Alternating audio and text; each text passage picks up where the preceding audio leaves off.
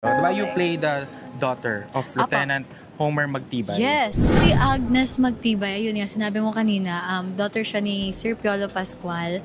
And yung conflict nila, since police yung papa niya, siya naman activist. So paano mo na-build yung chemistry mo with Mr. Piolo Pascual? Hindi ganun kahirap kasi sobrang welcoming din ni Sir Piolo. Hindi siya intimidating tignan. Yung vibe niya, yung aura niya, welcoming at ang bait-bait. And yung first sequence namin, heavy scene siya agad. Oh. And naramdaman ko kaagad na willing siya to help and guide me.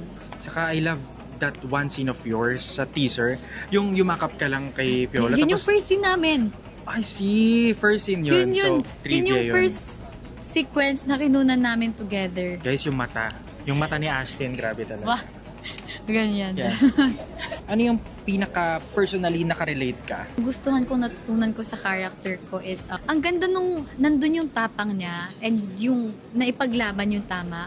Pero ginawa niya yon nang hindi naging disrespectful sa mga magulang niya or sa papa niya. May galit pero hindi siya kinain ng galit na dumating sa point na naging kagaya niya yung mga taong nanakit or ayaw niya. Alam mo yung ang ganda ng pinaglalaban niya, ang ganda ng lesson. And siguro habang buhay kong dadalhin to na at saka grateful ako na tinanggap ko tong character na to. Ano ba to? First MMFF mo? Oh my God, first MMFF po ni Ashton. First and masusundan pa yan. Amen. For your fans, ito na. What do you want them to feel or take away after watching your role? Feeling ko pare-pares naman kami ng mga pinaglalaban ng mga supporters ko. Kung meron man, I think makita nila na huwag magpadala lagi sa galit. Kasi minsan, ako based on experience din yan kasi napapagod din ako. Alam mo, minsan kapag mabait, parang nakakapagod naging mabait.